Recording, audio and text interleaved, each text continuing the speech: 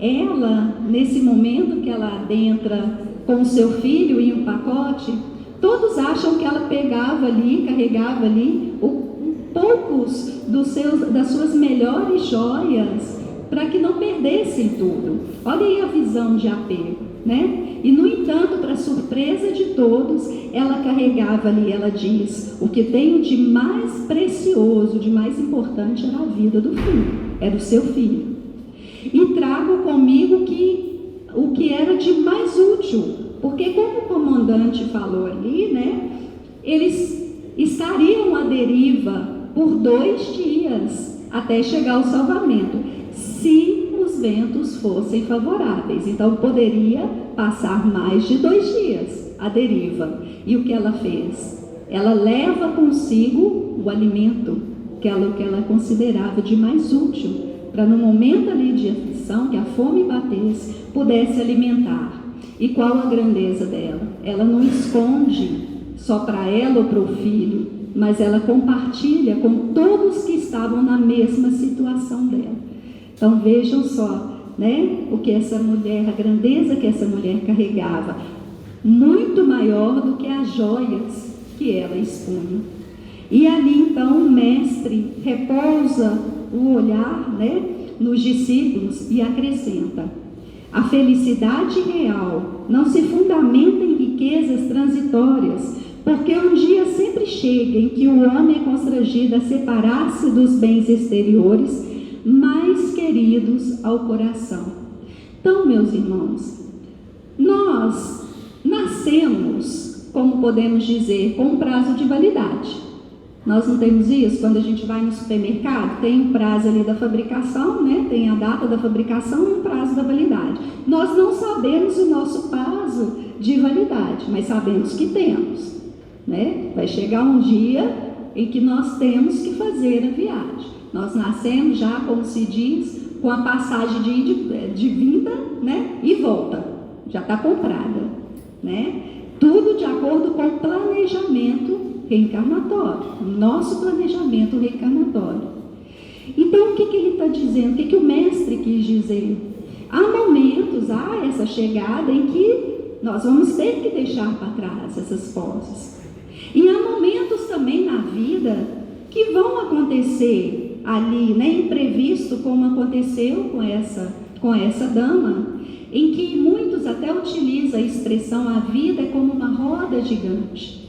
No momento você pode estar no topo ali, cheio de bens, mas de repente, se for ali como prova para o ser, essa roda vai girar.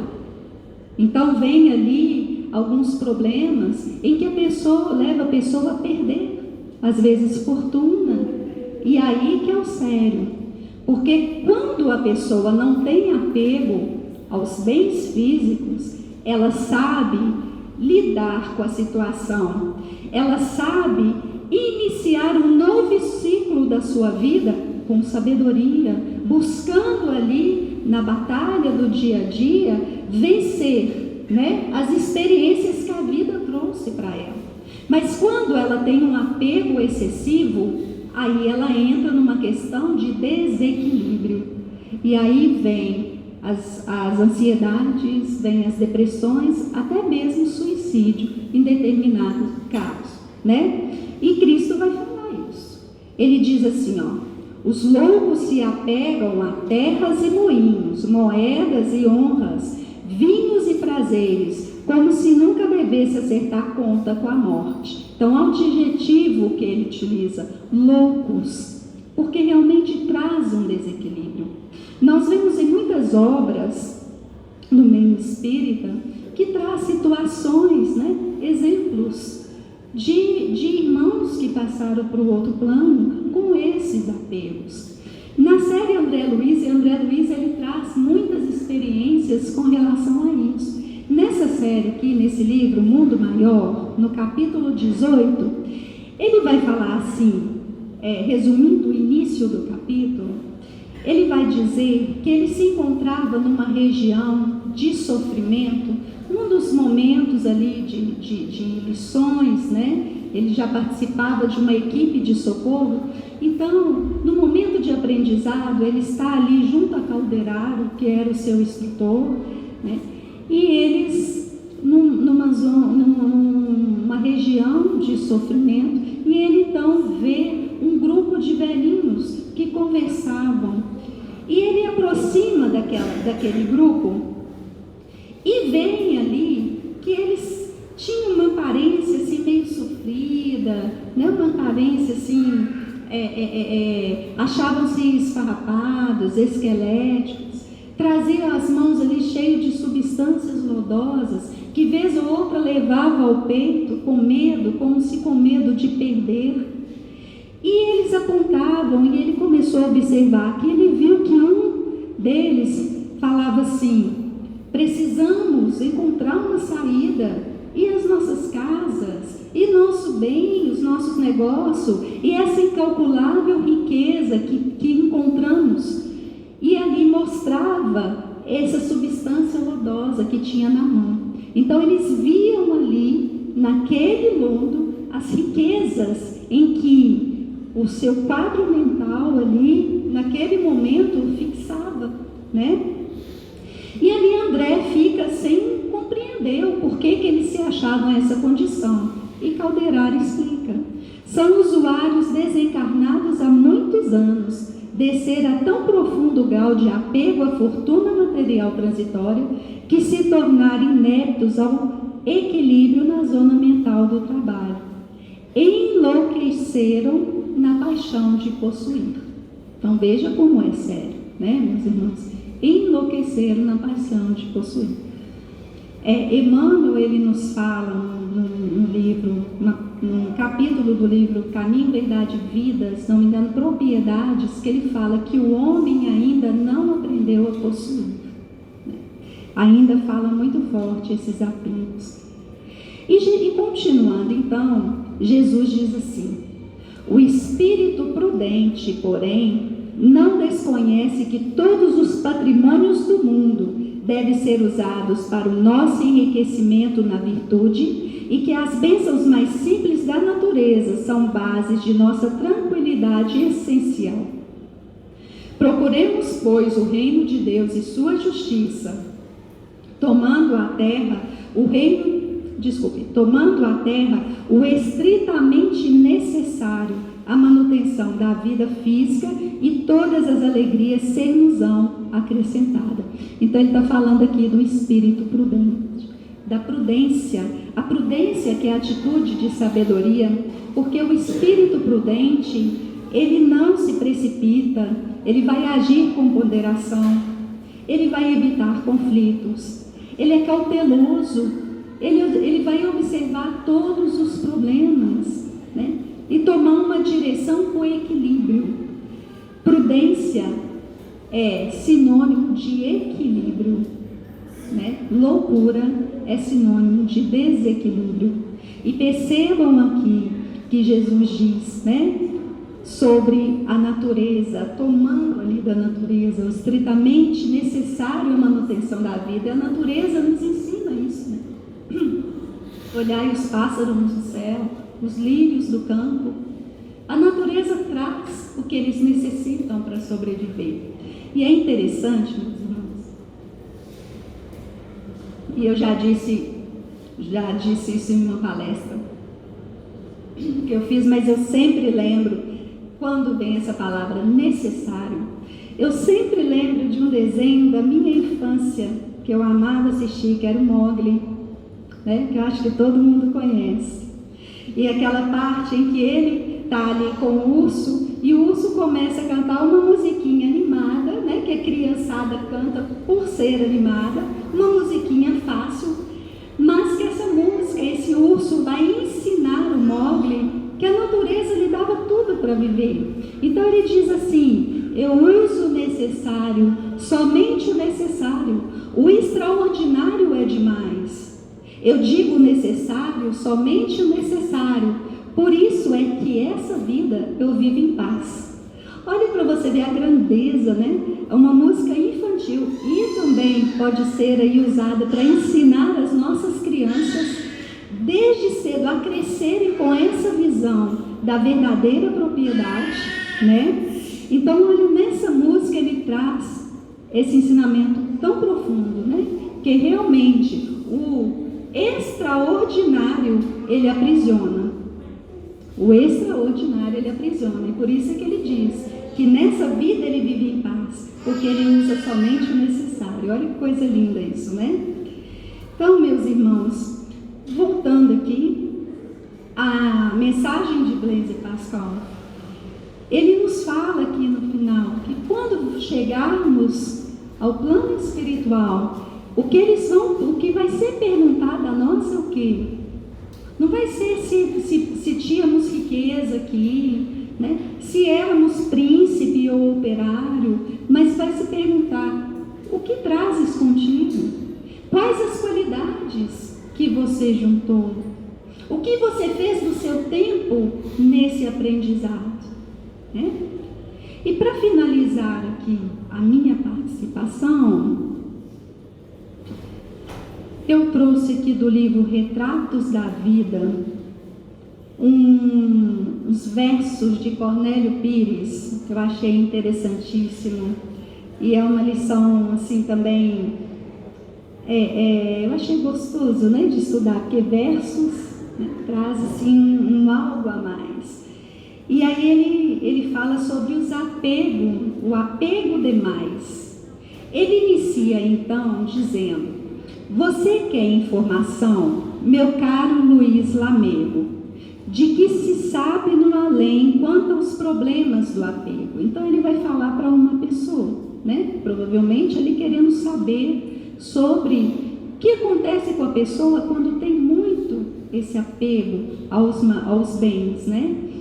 E aí ele continua: apego cria na gente muita luta e compromisso, que o verbo ao nosso dispor quase nada conta disso, quase não é falado, né?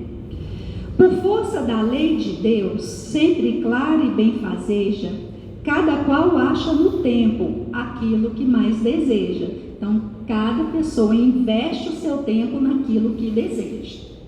O problema é o que nós estamos desejando, né? E aí ele diz: agarramento no mundo, na vista uma coisa à toa, parece uma corda grossa que prende qualquer pessoa. Então não é qualquer corda, é uma corda grossa, de difícil rompimento, né? E ele fala isso nos mostrando que dependendo das nossas escolhas, vai nos causar consequência. E aí ele vem dando exemplo dessas consequências. Ele vai dizer assim: posso dizer a você, nesse laço estranho e forte, temos amigo em monte, lutando depois da morte. Você recorda em Ojuca, o Sovina de água rasa, depois de morto deitou-se no cofre da própria casa. Nhochico viveu rondando o antigo sítio da Penha, desencarnado prossegue, vigiando chão e lenha. Então, apego aí, né, a fortuna, o poder, a casa, né? A moça do garfo grande, Maricotinha Donato, sem corpo, só pensa nisso, leitoa, galeto e pato. Então, olha que interessante, um outro apego que ele nos fala aí: apego à comida, né? Ao alimento. Inclusive, se não me engano, a Igreja Católica ela fala sobre os pecados capitais, né? Então, olha aí a gula como um apego. Antoninho de Caneca, no além ainda bebe e xinga. Silvejo é sempre escornado, junta a garrafa de pinga. Outro apego, né? O vício aí na bebida, como também nos entorpecentes, né? O remédio em excesso gera apego também. Outra que anda no copo, Dona Augusta da Água Bela, fora do corpo procura quem queira beber com ela. Conrado era da calúnia, nunca se soube porquê. Sem corpo vive escrevendo infâmias que ninguém vê. Olha um outro apego aí. a fofoca, a mentira, a calúnia, que prejudica o outro, né? Também gera apego. Cultivava inveja e ódio no tino do seu pecado. No além parece uma bomba que todos deixam de lado. Olha a ira, né? Aquela pessoa que a gente fala assim, bom dia, e a pessoa, o que tem de bom? Né? Já acorda assim, já faz as suas atividades, vivem sempre carrancudos, né? E isso também gera um apego, gera um desequilíbrio. Sempre fugiu do trabalho o nosso caro Eleutério. Morreu, mas vive em descanso, dormindo no cemitério. Outro apego, a preguiça. Negociante usurário, desencarnado no bem, conserva o punho agarrado na gaveta do armazém. Guilhermino, que morreu, de namorico e paquera, vive agora atrás das moças, nem vê que o caso já era. Outro apego aí, a sexualidade, né? O sexo. Pensem nisso enquanto é tempo. Apego, caro Luiz, é o modo que o mundo encontra de se fazer infeliz. Então, olha aqui, né? Que lição que ele dá aí. O apego é um modo que nós encontramos de nos fazer infelizes. Educação e serviço indica a paz segura. Toda pessoa na vida tem aquilo que procura. Pode crer, depois da morte, quanto ao seu próprio lugar, aquilo que você busque é a nota que vai contar.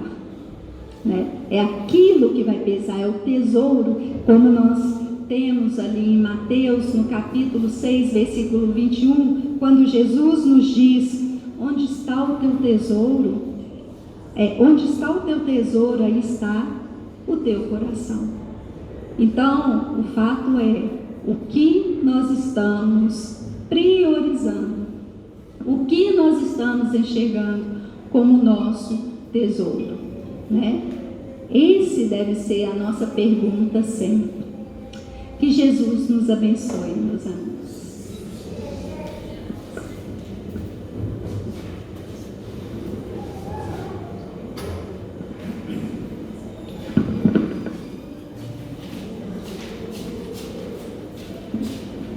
Meus queridos irmãos, minhas caríssimas irmãs, buscando a inspiração na obra divina, nesses primeiros dias de outono, e também, por que não dizer, buscando a inspiração nas palavras e nos estudos realizados pela nossa caríssima irmã Luciana.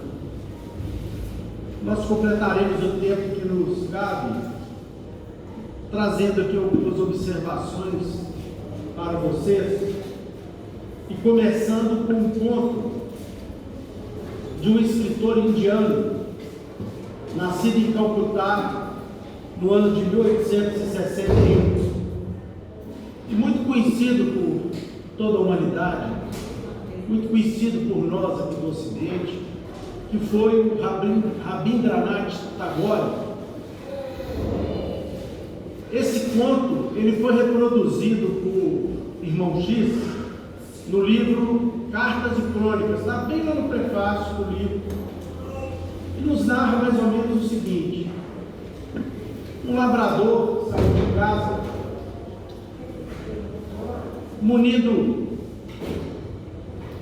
da sua enxada para o trabalho do dia e carregando um alforje como esse aqui.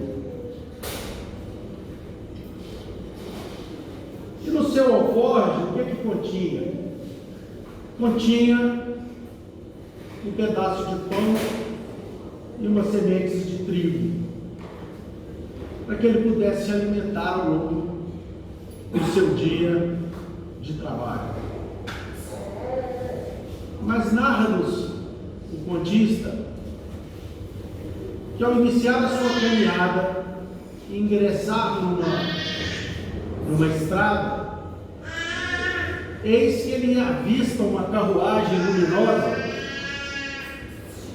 e no momento em que essa carruagem luminosa se aproxima dele, ele então enxerga na sua presença, para a sua surpresa e para o seu espanto, ninguém mais, ninguém menos que o Senhor da vida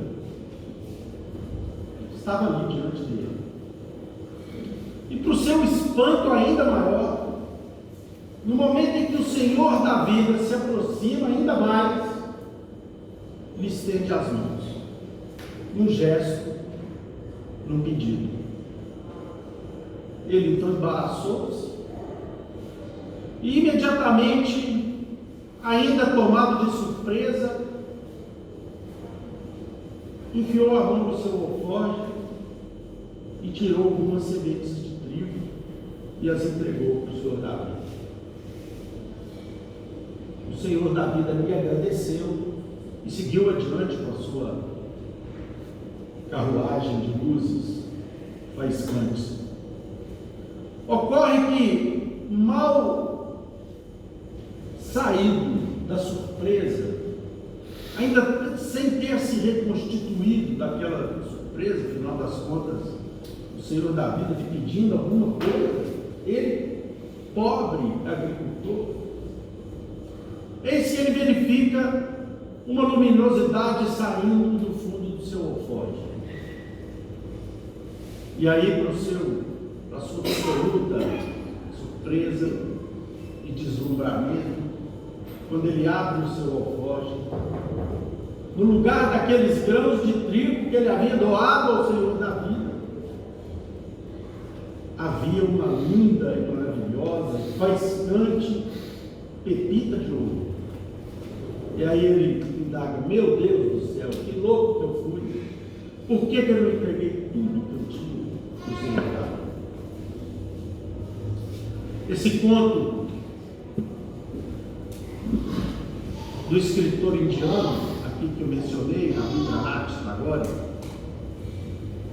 ele nos faz refletir a respeito das nossas atitudes para com Deus, das nossas atitudes para com o nosso próximo. O que é que nós estamos tirando do nosso alforje para oferecermos a Deus e para oferecermos para aqueles que seguem com a caminhada, conosco em nossa caminhada? E aí nós trazemos, meus irmãos, o evangelista Lucas, no capítulo 12, versículos 13 a 21, numa passagem que está aqui nesse capítulo 16 do Evangelho segundo o Espiritismo, em que Jesus narra para as pessoas a seguinte situação: havia um rico homem cujas terras haviam produzido extraordinariamente e que se entretinha a pensar consigo mesmo assim: que hei de fazer, pois já não tenho lugar onde possa guardar tudo que vou colher? O que eu vou fazer? Meu celeiro já não conta de tanta riqueza que eu vou extrair do solo. Aqui está, diz, o que farei? Demolirei os meus celeiros e construirei outros maiores, onde colocarei toda a minha colheita e todos os meus bens. E direi à minha alma: minha alma, tens de reserva muitos bens para longos anos. Repousa, come, bebe, goza. Mas Deus, ao mesmo tempo que ele disse isso, disse ao homem: insensato que és, esta noite mesmo tomar-te-ão a alma. Para que servirá o que acumulaste? É o que acontece àquele que acumula tesouros para si próprio e que não é rico diante de Deus. Então, meus queridos irmãos, minhas queridas irmãs, essas páginas nos fazem refletir. A Luciana falou há pouco ali, todos nós vamos ter um dado de validade. De fato, cada um tem a sua. Vai chegar a hora que nós temos que voltar para o Pai, não é isso? E nós vamos voltar de mãos vazias, pessoal. Será que nós vamos levar para o Criador numa simbologia? Porque, na verdade, nós já estamos diante dele. A nossa volta é para aquele local onde nós regressamos todas as vezes, das milhares de vezes que saímos das experiências físicas, a pátria espiritual, a nossa verdadeira vida.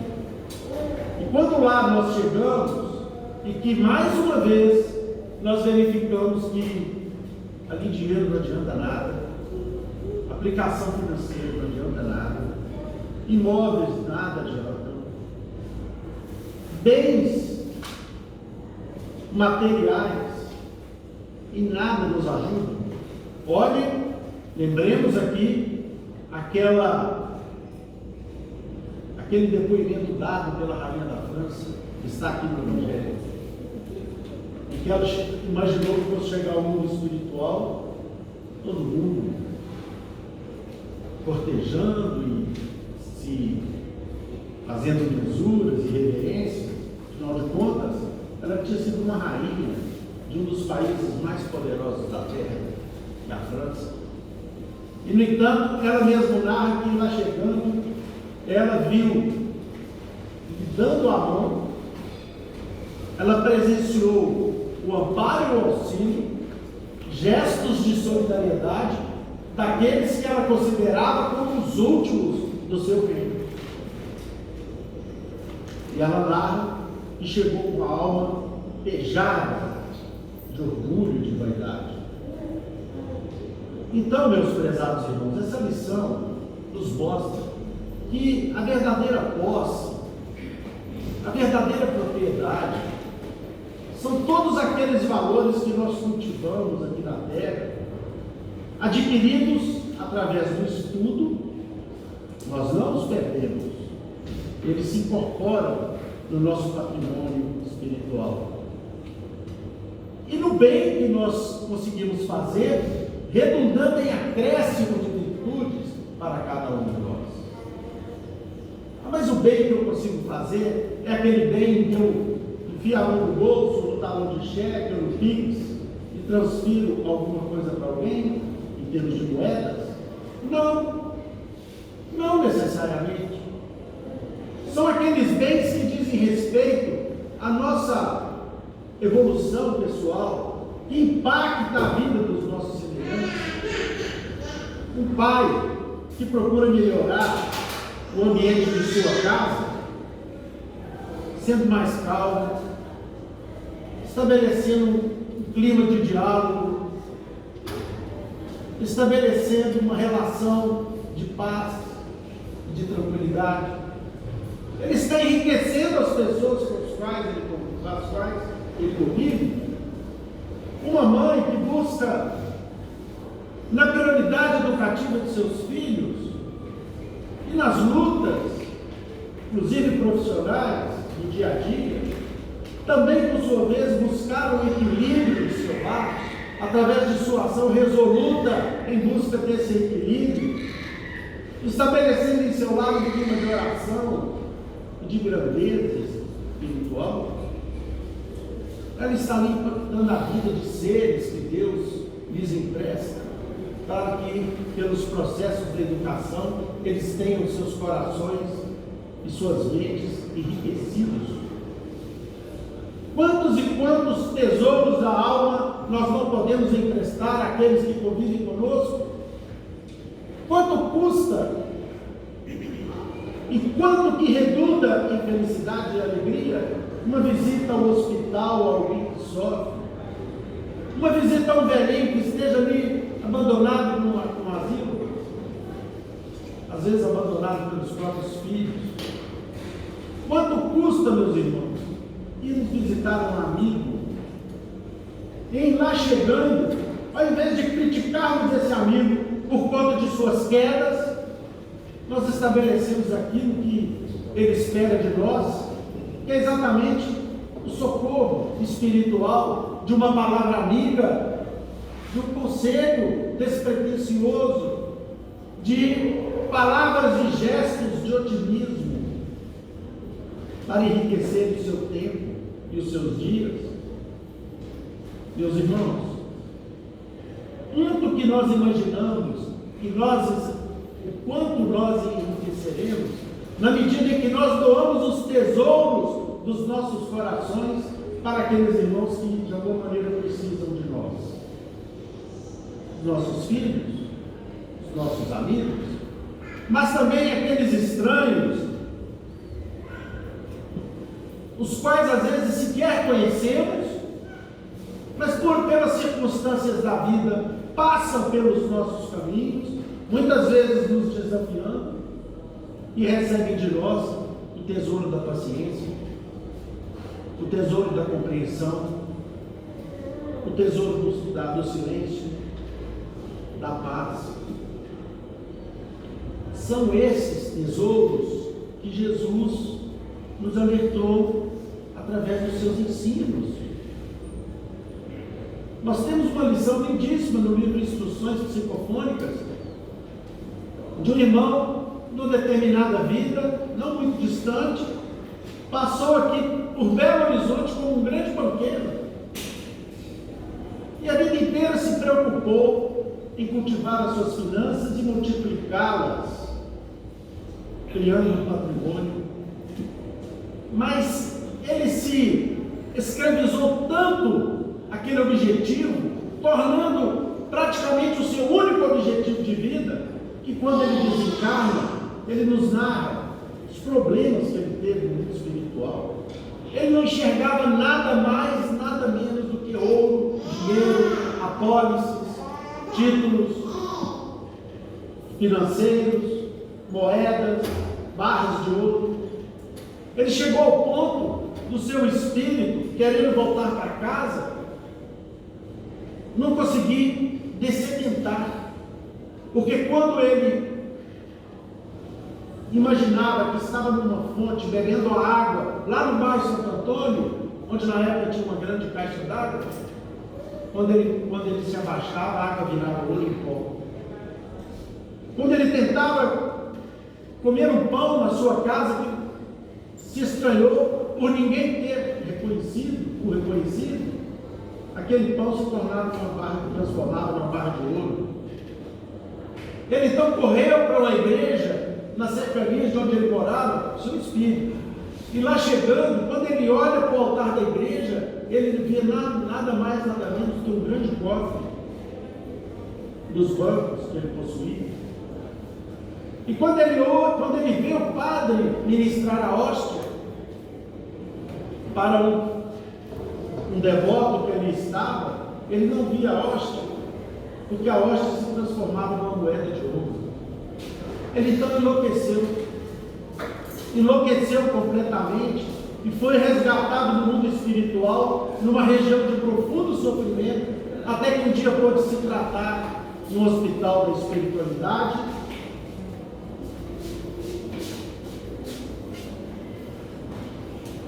Quando então lhe disseram que a sua vida só entraria num equilíbrio um pouco mais perfeito o dia que, com a força das suas atitudes do bem, ele conseguiria recobrar o equilíbrio do seu espírito. Sabe então o que ele narra e fez? Ele foi para o guichê de uma agência do banco, qual fora ele o proprietário, e toda aquela fila de depositantes, ele ia tentando pelos canais da inspiração dizer para aquelas pessoas: meu irmão, dou alguma coisinha para o pobre, uma cesta básica, dá para aquela criatura que está sofrendo ali. Lembra daquele seu vizinho lá usando um remédio? O remédio, leva para ele.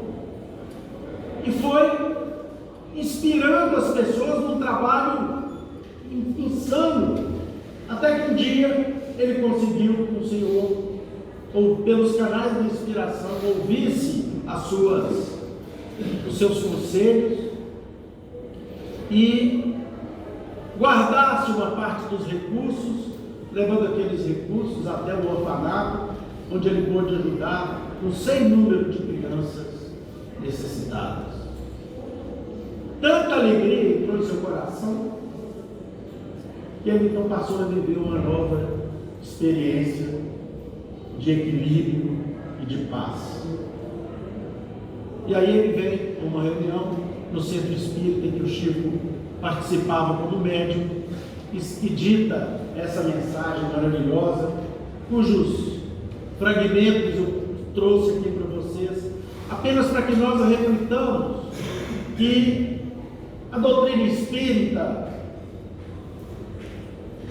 reensinando o cristianismo que Jesus nos trouxe, não nos pede a dilapidação dos bens que venham para nós através do trabalho honesto e digno. Ninguém tem que atirar os seus recursos pela janela. Pelo contrário, como diz aqui a lição de hoje, nós temos que cuidar com bom senso, temos que cuidar com senso de ponderação e equilíbrio, mas nós não podemos nos escravizar apenas naquelas situações que dizem respeito às riquezas e o desejo de ter, de conquistar as posses passageiras do mundo. Jesus, ao contrário do que alguns irmãos de outros respeitáveis credos religiosos dizem, ele não veio fazer opção pela pobreza. Jesus fez opção pela humanidade inteira, e em especial pelos sofredores, que estão nas mansões e que estão nas mansardas, que estão nos condomínios de luxo, mas que estão também nas comunidades mais humildes. O sofrimento está em todo canto. E é lá que nós devemos, como espíritas cristãos da atualidade, é lá que nós devemos agir, para que nós consigamos obter, de fato, a verdadeira propriedade que nos fará com que, utilizando a figura de linguagem aqui do Evangelho, quando chegarmos ao mundo espiritual, nós iremos para um lugar melhor, e não como enxerga, ou seja, para uma cama de palha rente ao chão, porque nós teremos tesouros para mostrar, tesouros que foram conquistados a partir do nosso esforço de tornar não a nossa vida apenas confortável, mas também tesouros que mostram a nossa solidariedade e nosso amor ao próximo. Ainda que não tenhamos tido uma moeda sequer para desse semelhante, como o velho Ibrahim Al-Mandeb, aquele cameleiro oriental que chegou no mundo espiritual junto com representantes iluminados de todas as religiões do mundo. Jesus queria falar com alguém, um representante daqueles, mas escolheu um só. E ele ali num canto todo acanhado, quase aos farrapos, e os anjos passando ali, irmão por irmão. Um era o representante das religiões orientais, outro representante das religiões ocidentais, outro, figuras extremamente iluminadas que pregaram a palavra do Cristo em seu tempo, e ele ali, num canto, sem saber o que ele estava fazendo ali, e os próprios circunstantes, os próprios presentes daquele local do mundo espiritual, procurando entender o que aquele cameleiro maltrapilho, com as mãos ossudas e cheias de calo, estava ali fazendo. Quando então o anjo chegou para interpelá-lo: meu irmão, que religião praticaste? O velho Ibrahim, de cabeça baixa, com muita vergonha, disse ele: meu irmão, eu não pude servir a Deus, eu não tive tempo para servir a Deus. O deserto me tomava tempo demais, porque eram crianças e criaturas que passavam por ali entre a morte e a vida, que eu tive que colocar no meu camelo e levar para um oásis. Foram muitos doentes que eu tive que resgatar das areias e levar até um local para que se tratasse. O trabalho árduo não me permitiu adorar a figura de Deus, porque as criaturas da terra ocuparam toda ou quase todo o meu tempo. Não sei nem o que eu estou fazendo aqui, sinceramente. Os espíritos superiores fizeram as anotações do depoimento daquele velho beduíno, achando estranho como que uma figura que passou o seu tempo sem poder adorar o Pai estava ali entre os luminares das religiões humanas. Daí algumas horas, uma grande organização angélica desce àquele local do mundo espiritual, trazendo uma faixa grafada em caracteres de ouro, dizendo com o nome de Ibrahim Al-Mandeb. Era com ele que Jesus queria estar. Então, meus irmãos, a lição do capítulo 16 é a lição da solidariedade, a lição do importar com o próximo. Nós já ficamos muito felizes de ver a humanidade progredindo num montão de coisas, fortunas incomensuráveis serem dedicadas a organizações extremamente respeitáveis no mundo inteiro para desenvolver a ciência, para desenvolver a benemerência, para tratar, para organizações e laboratórios, universidades, para que a cura de determinadas doenças seja alcançada. Nós já vimos criaturas deixar fortunas imensas para fundações com objetivos superiores. Já temos até organizações que cuidam dos animais, que antes eram relegados ao segundo plano. O mundo está aprimorando, mas é importante que nós, da mesma maneira que já conseguimos nos solidarizar e conseguimos mover o nosso sentimento por causa do maltrato a determinados animais, que nós verificamos aí pela imprensa, aquilo já nos dói, aquilo já nos causa uma impressão péssima. Nós já nos incomodamos com o mal feito àquelas criaturas. Nós já nos incomodamos com aqueles que ainda não conseguem conviver com as diferenças. Mas será que nós estamos nos incomodando de fato com o sofrimento do nosso próximo? Ou apenas nós estamos pregando rótulos? Ah, eu me importo com isso, eu me importo com aquilo, eu me importo com aquilo outro, eu acompanho esse ou aquele pensamento, mas isso está nos tirando de casa para podermos ir visitar um doente. Isso está nos tirando de casa, do nosso conforto, da nossa poltrona, para podermos ir visitar uma criança no caminho para Jesus, aqui pertinho de nós. E chegarmos lá para fazermos uma prece, não para nós nos escandalizarmos com o sofrimento dos nossos semelhantes, mas para fazermos uma prece, saída lá do fundo dos nossos corações.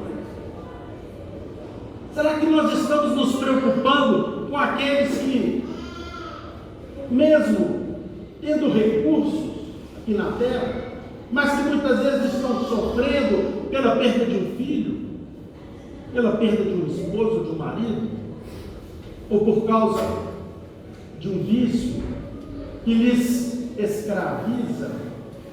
Será que nós estamos saindo de casa para fazer uma visita desinteressada para esse nosso irmão e humanidade? É disso que se trata, meus irmãos. É exatamente disso que se trata, e foi isso que Jesus fez. Jesus não fez opção por A, por B ou por C, no que diz respeito às questões e os rótulos humanos. Jesus fez opção pelos que sofrem, até hoje. E é por causa disso que nós estamos aqui, estudando o seu Evangelho e ele fazendo com que o seu Evangelho entre em nossas entranhas e ilumine o nosso mundo íntimo. E terminando, tinha escrito aqui um bocado de coisa, mas não vou seguir. Vou finalizar aqui, apagar as velas aqui da minha locução, com uma páginazinha pequena de André Luiz, aqui do livro Espírito da Verdade, em que ele fala assim: caridade você. É muito moderna no sentido de avaliarmos a nossa vida e aquilo que a gente tem feito, ou que pode fazer. E serviu muito para mim, para minha reflexão, desde rapaz, quando comecei a estudar de uma maneira mais orientada as questões da doutrina espírita. Acredita você que só a caridade pode salvar o mundo? Verdade. Todos nós acreditamos nisso, não é, meu caro? Só a caridade vai salvar o mundo. Entretanto, não se demore na posição de comentarista. Nós temos que vir, temos que estudar, nós espíritas. É evidente. Mas nós não podemos ficar só no discurso, meus irmãos, minhas irmãs. Não nos diga que é pobre e incapaz de contribuir na campanha renovadora da sublime virtude, se não vejamos. Se você destinar a quantia correspondente a um refrigerante ou um aperitivo em cada 5 doses, segundo os seus hábitos, se você dedicar um ao serviço de qualquer hospital, no fim de cada mês, haverá mais decisiva dedicação para certo doente. Se você renunciar ao cinema uma vez em cada 5, endereçando o dinheiro respectivo a uma creche, ao término de 2 ou 3 semanas, a instituição contará com mais leite em favor das crianças necessitadas.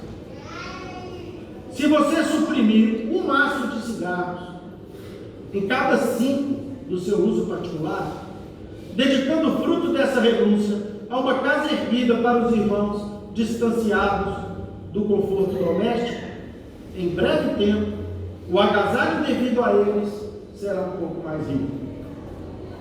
Se você economizar nas peças do vestuário, guardando a importância equivalente a uma delas em cada 5, para socorro ao próximo menos feliz, no fim de um ano, disporá você mesmo de recursos suficientes para vestir alguém que a nudez ameaça. Não espere pela bondade dos outros. Lembre-se daquela bondade que você mesmo pode fazer.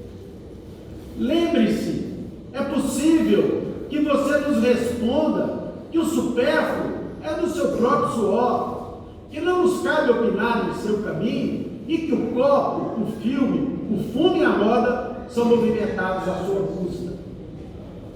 Você naturalmente está certo na afirmativa, e não seremos nós os espíritos que lhe contestará semelhante direito.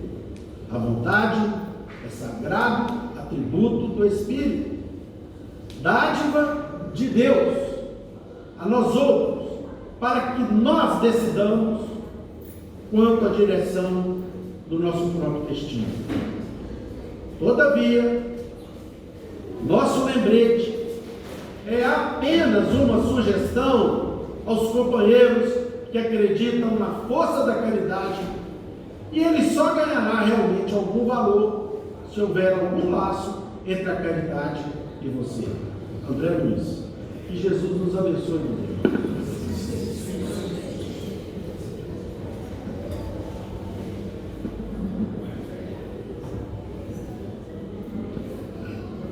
Meus irmãos, terminados os comentários da tarde, vamos agradecer esses momentos de paz, de reflexão, de aprendizado, pedindo a Luciana que nos faça a prece.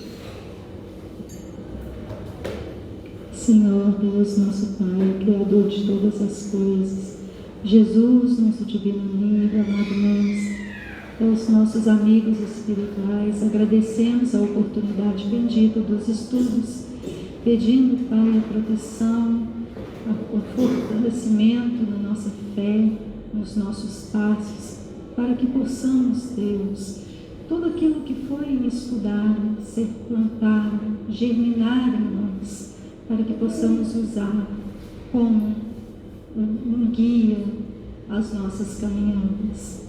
Pai nosso que estás no céu, santificado seja o vosso nome. Venha a nós o vosso reino. Seja feita a vossa vontade, assim na terra como no céu. Pão nosso de cada dia nos dai hoje. Perdoa as nossas dívidas, assim como nós perdoamos os nossos devedores. Não nos deixes cair em tentação. Livra-nos de todo mal. Pois vosso é o reino, o poder, a majestade e a glória para todo sempre. Que assim seja. Com essa prece, estamos dando por encerrados os estudos evangélicos da tarde, na santa e bendita paz do Senhor. Que assim seja. Os irmãos que forem receber o passe, pedimos que formem a fila.